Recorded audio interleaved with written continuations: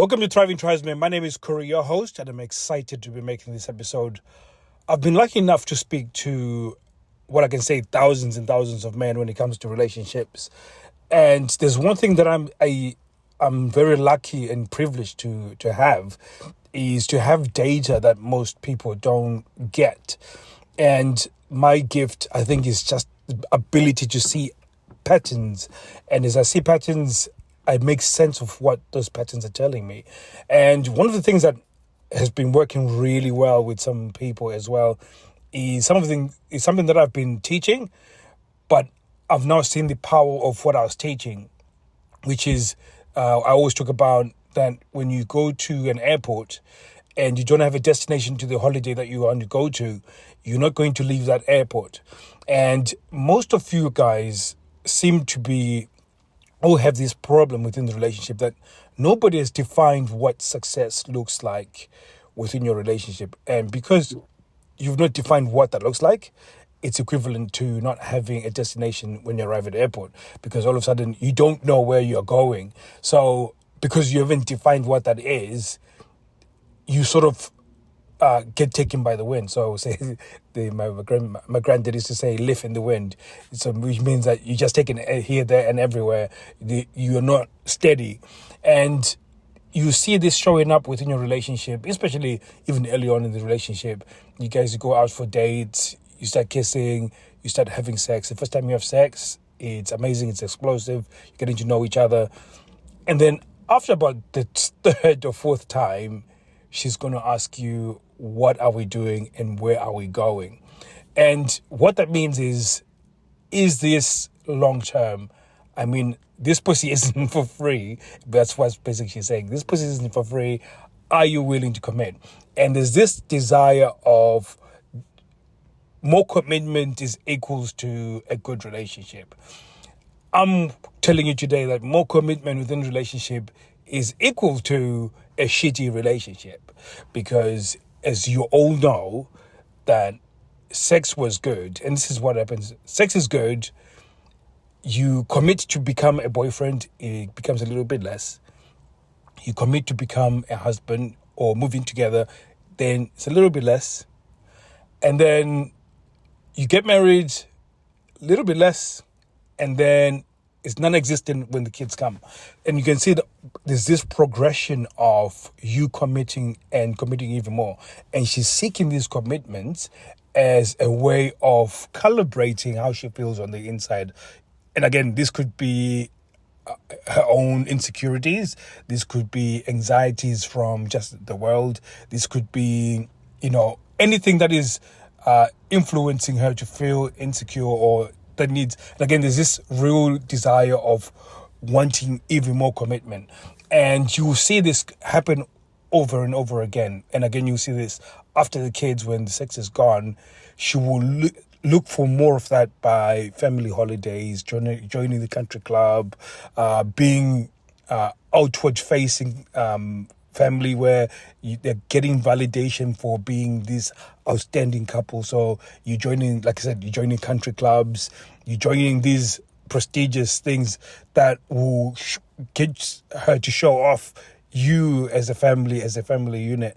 And that validation, again, is within that bracket of seeking that commitment. So, and I know I'm preaching to the choir, because now it kind of makes sense to you guys that, and again, this becomes her way of establishing that the relationship is going in the right direction, which is not good, because you know that, as you know, you've now ended up in a sexless relationship and everything becomes for show. Like, even when you're around other couples, she's more touchy, she's more feely, she's everything. But when you're behind closed doors, there's nothing of that sort. So it becomes more important to redefine what the relationship is and how you're going to how you're going to define what success is within that relationship. And generally, I always say to the guys within Reignite Men, you need to state 3 to 5 things that you want from the relationship. And she needs to state 3 or 5 things that she wants from the relationship.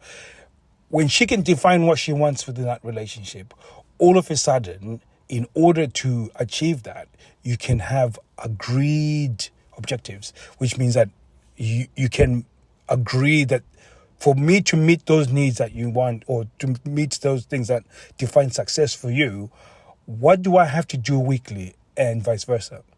So now we agree on, for example, if it's for you, if it's frequency of sex, how do we make that happen on a weekly basis? Now, we might not have sex weekly, but how do we stay consistent that sex becomes a need that is met within the relationship?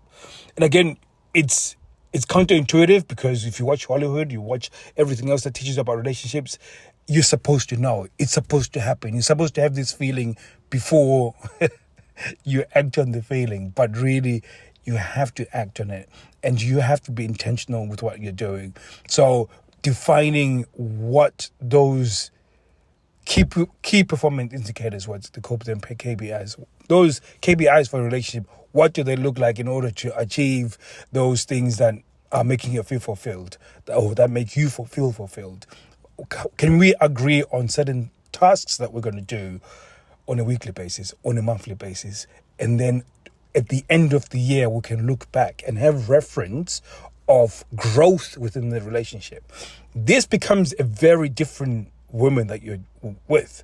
And within our relationship, we transition from seeking commitment to tracking KPIs.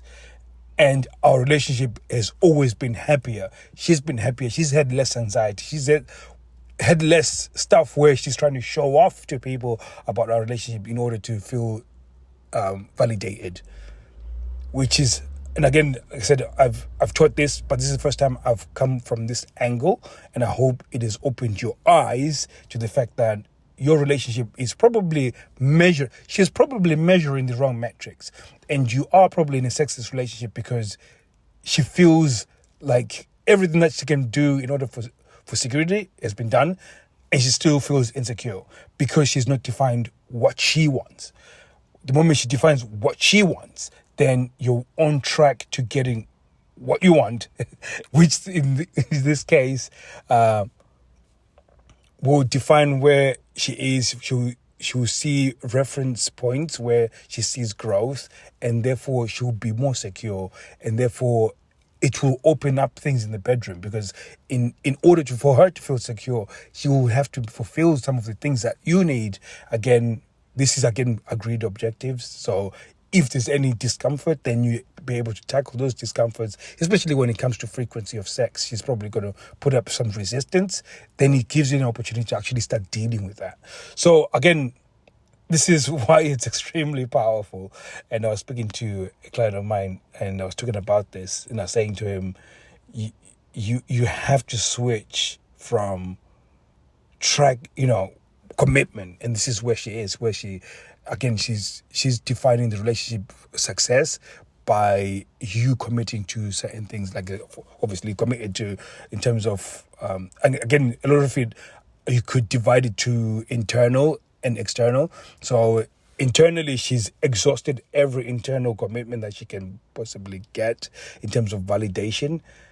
So all of a sudden, she's going to switch to an external. Now, this is where the holiday stuff comes in. So internally, she's got the marriage, she's got the husband, she's got the kids. Now, I've run out of things to make me feel validated. So now I need to go and seek out validation from somewhere else. And in this case, you see this. And again, this is probably the same thing that gets women to actually go and cheat on their husbands as well. Again, so that's a side note, something that we'll probably tackle on a different episode. But I just wanted you guys to think about this going forward. And again, if you've got any questions around this, we can talk to you on our Instagram, Thriving_Tribesmen, and we can walk you through how you can actually start having this conversation, because this is one conversation I've taught the guys to have. And again, you can revisit the conversation and certain things, pitfalls that most people fall into. And I would want to show you exactly what to say and how to say it in a way that's going to get you the best outcome within your relationship. So again, if you want to need help with that, go to Thriving_Tribesmen, and I will take you through all of that for free, by the way. So again, you're not going to get paid. There's going to be no high pressure sales tactics or anything like that. It's just an invitation so to see if we can help you, and at the same time give you something so you can see it working in a relationship before we ever ask you for anything in terms of money or even anything. So it's just a free gift from us to you. So thank you very much, guys. We'll be seeing you guys soon. Take care.